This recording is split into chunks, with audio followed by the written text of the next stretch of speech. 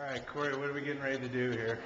We are getting ready to do blood lactate test, and we're going to also do fuel efficiency as well. So we're going to look at your blood lactate trend as the intensity increases. So we're going to increase the watts, about 30 watts every 4 minutes.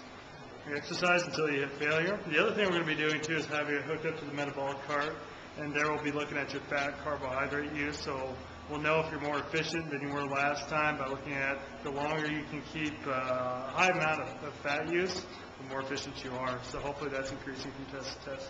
I hope your expectations aren't high today. I never give up medals here. Anyway. All right. No worries, no worries. It's just to really determine where you're going to be most effectively doing your training. Gotcha. In the few weeks to come. Corey's got quite the wall of athletes here. I don't see Kristen Armstrong up here. She's actually on the wall. Oh, on the other wall?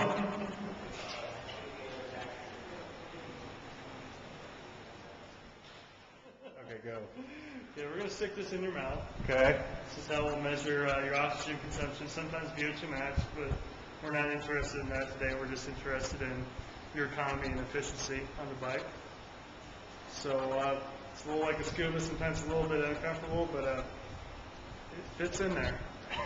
We'll get a little drool too, so that this is the drool capture Drool mechanism. capture. Yeah. There you go.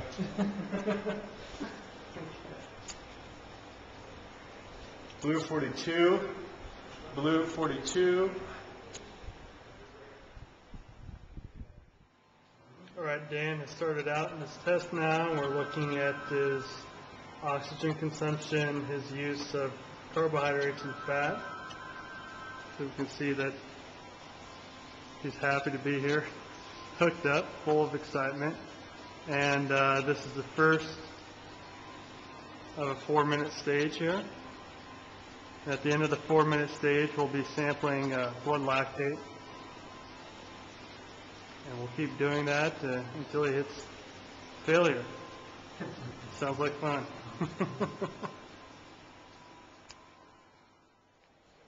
Okay, right now we can see in the first stage here, an easy stage, Dan is using just a little over 50% carbohydrates. That's a good thing. Beginning exercise, we don't want to be using a ton of carbohydrates.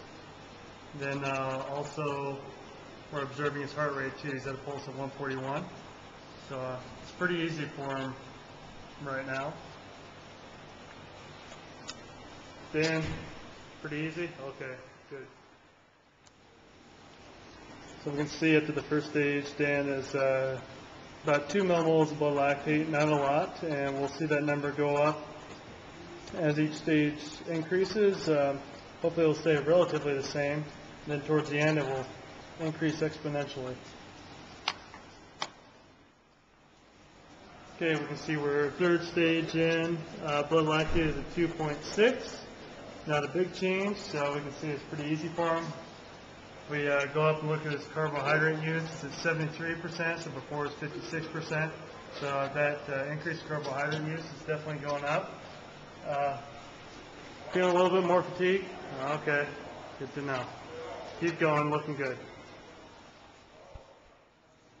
So you can see here that we're using a CompuTrainer Dan's working on. That way we can control the workload. This progressive increases at 30 watts every 4 minutes. Sometimes people do 20 watts, 25 watts every 3 minutes. We're just doing a little longer stage duration so that we can get a better idea of his steady state mechanics. Right now we can see Dan's blood lactate is 4.8. Definitely starting to climb. He's definitely starting to work harder. We took a look at his carbohydrate use. That's increased as well. 81% right now. Heart rate's up to 189. So he's getting there. So really what we're looking at with Dan is a very average aerobic response, but anaerobically there's not much there right now. And what I perceived during the test was that about 3/4 of the way through, he was breathing much harder than he should have been. He really wasn't quite there at maximum yet. So my suspicion was that his muscles were tired, and when the muscles are tired, it doesn't matter what your VO2 max is, you're just not going to make it to your maximal limit. So as a result of having some fatigued legs from skiing, there's no upper end, there's no kick. So we just see an average aerobic profile, which is good. The blood lactate, it didn't increase so much, but part of the problem was at the end it didn't increase anything at all. Right. So the goal here is still to work a little bit more on that aerobic base and on the threshold point, and then once skiing shuts down and he's basically not strength training, 5 hours a day when he's out there skiing, then we can work on some upper end stuff. But so as long as he's skiing, it requires a lot of strength work in the legs, and we really can't push the upper end. So we'll wait till that season's done with, and we'll work on the upper end. So still working on kind of that threshold and base area right now. So in 6 months, can I be in good cycling shape? Oh, there's no doubt about it. There's no doubt about it. I mean, compared to when I say average, this is average for somebody that has been training in the past, a good training history, and that's one good thing. It's just about being on the bike or being a triathlete, being running, is that you're able to retain somewhat of a residual or long-lasting base. And so then your ability to get into shape faster for whatever kind of event you might want to be doing, it comes around a lot quicker. So there's no doubt about it that when you begin to focus on the bike, that it will come around quickly. What's the advantages of, like, for a triathlete or a cyclist that's kind of beginning or wants to get better? What's the advantage of doing a test like this?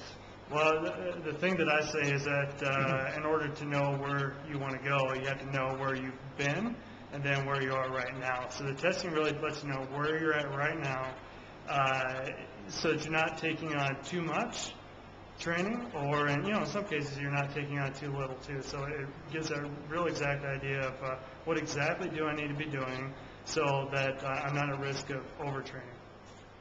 Gotcha. All right.